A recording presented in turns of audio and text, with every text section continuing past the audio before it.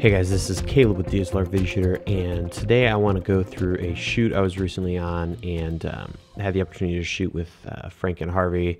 I was recently invited out to help them with a shoot, and I always love seeing behind the scenes stuff, how things are set up, how things are lit, and I find it very interesting. So if you guys find this interesting, let me know and I'll do more of these in the future.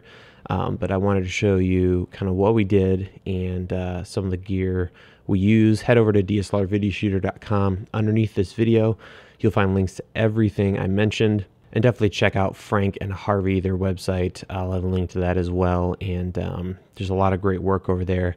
Really enjoyed working with director Corbin Tyson, and the sound engineer was Jared Casatori. Both great guys, really talented people.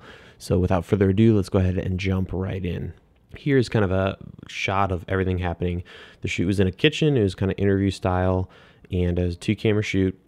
And so here you can see the subject on the far left, and Corbin right here, the master himself, and everything else over here. And it looks like an absolute mess and a disaster, but there's you know, a reason for all that crap that's over there. So I just want to walk you through each of the parts here. Here's a reverse shot kind of showing you behind you know, the talent and looking at our end of the production.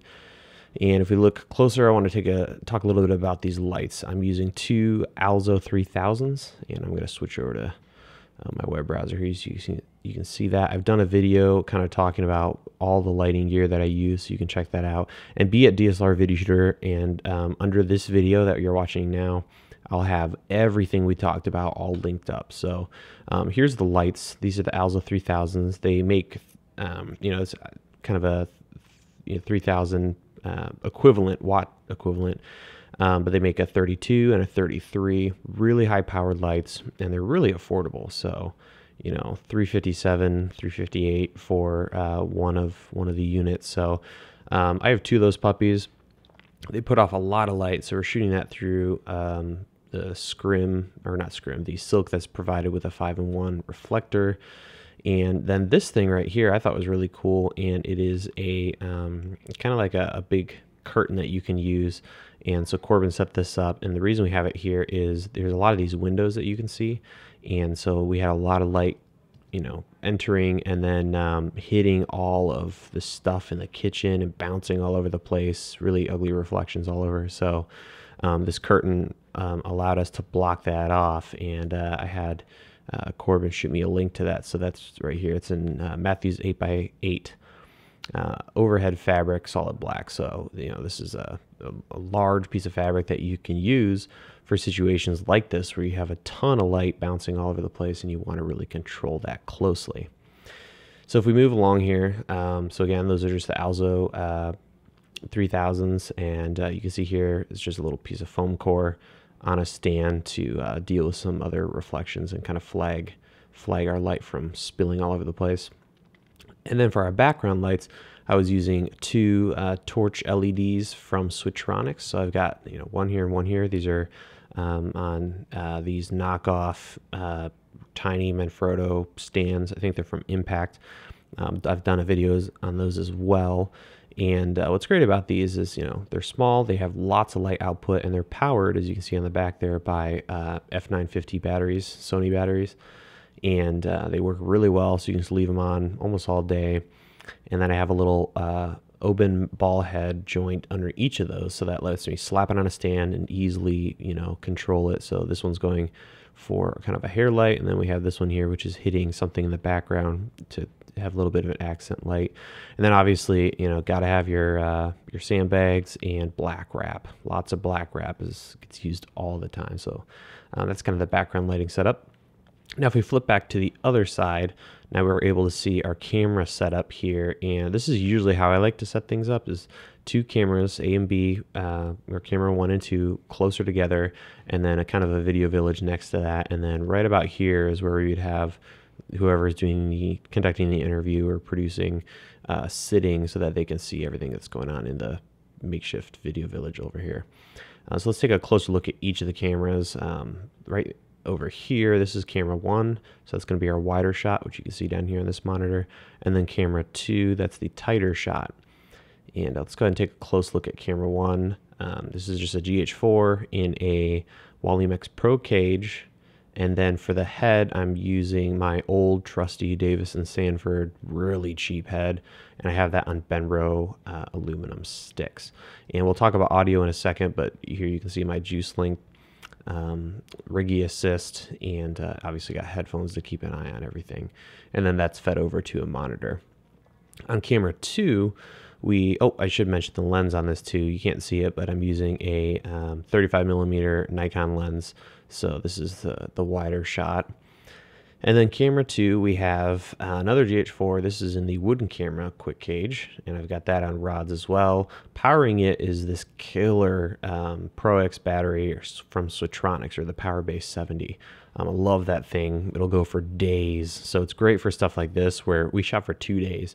So it's awesome to have power like this where, the GH4 batteries do fantastic, on their own and in their own right. But if you're going to be shooting all day long and just want to leave the camera on and shoot when you need to, something like this is fantastic because you can just let the puppy roll. You don't have to worry about battery life at all almost. And then the lens here, we have a Nikon 28-70, and that's a 2.8 lens, constant aperture, ED, and then I have, both cameras had speed boosters, and so that was for our tighter shot. This whole thing is mounted on 12-inch rods, and then I have a Benro S4 head. So that's a look at camera 2. And if we flip around here, we can see the monitor setup. I had a small HD DP4. I just love that size. And it's probably not the best monitor for this kind of setup where you want to be able to see everything closely. But, it worked really well. So that's on the tighter shot and our camera 2. Camera 1 was displayed on the Small HD AC7. It's a fantastic monitor. It really is an incredible monitor.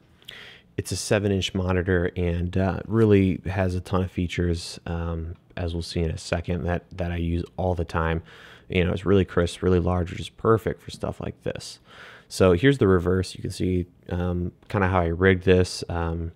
Normally I wouldn't attach it to a light stand like this, but I just threw this thing together, and I really do like this setup though. I have a monitor arm, or a friction arm holding the bottom monitor, and then that is attached to a Manfrotto nano clamp. So you can clamp it to anything. No matter where you are, you can find something to clamp it onto or throw in a light stand like this. And then on top of the first Small HD monitor, there's actually 1/4, 20, and 3/8 threads. So I threw a little cold shoe female adapter and then had the second monitor mounted to that on another ball head monitor arm. So the bottom monitor was powered via AC, and then the top monitor was with a couple MP batteries. And now we'll take a closer look at the lower Small HD monitor. And what I love about this monitor is you do have a waveform. You can do full screen or like this where it's just at the bottom, and that's fantastic when you throw your gray card in there and want to make sure you're watching your exposure. So we shot this whole thing 4K, and which is going to downscale beautifully. So that's kind of a look at the monitor setup. Now I want to show you how we did audio. You'll see kind of another angle here, and here we have just a Matthews C-stand. And if we take a closer look, I forgot to ask them which mic this was, but obviously you can tell it's a shotgun mic. My guess is it would be a Rode, but I'm not completely sure on that, and not exactly sure what they're using for the boom pole. It is fed, and it is also carbon fiber, which is fantastic to keep the weight down.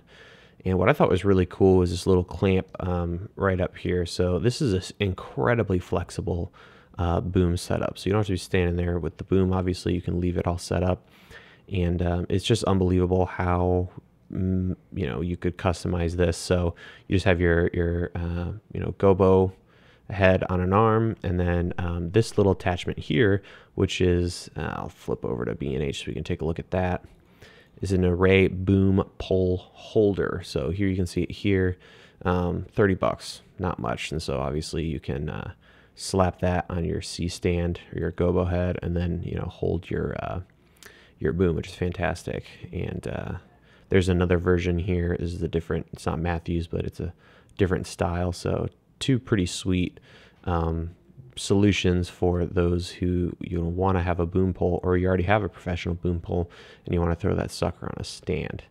So that was run over to a Sound Devices mixer, which you can see here.